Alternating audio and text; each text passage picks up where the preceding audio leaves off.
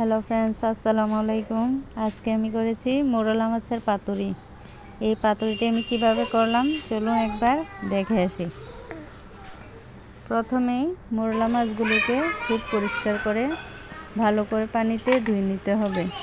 ধোয়া শেষ হয়ে গেলে তাতে আমি দিয়েছি কিছুটা পেঁয়াজ বাটা এবং সাথে ছিল রসুন বাটা। দিয়েছি 4-5টা কাঁচামরিচ ফালি করে কেটে রাখা।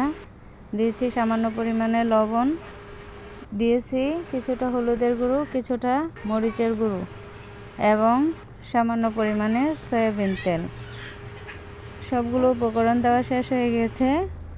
এবার ভালোভাবে সুন্দর করে নেড়েচেড়ে মেখে মোরলা মাছগুলোকে তৈরি করে নিলাম।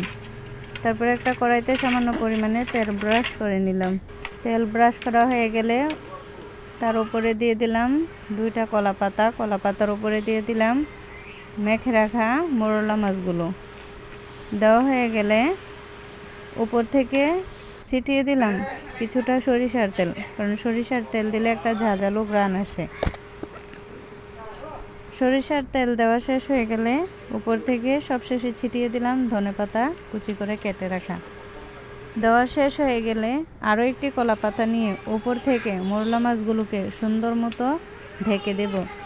তারপরে একটি ঢাকনা দিয়ে উপর থেকে আবারও ঢেকে রেস্টে রেখে দিয়েছি আধা ঘন্টার জন্য। আধা ঘন্টা পর চুলাতে বসিয়ে একদম লো হিটে রান্না করতে হবে। তাতে চুলার আঁচটাকে অনেকটা কমিয়ে দিয়েছি। তারপর কিছুক্ষণ পরে সে চেক দিয়ে নিলাম মাছগুলো হয়েছে কিনা।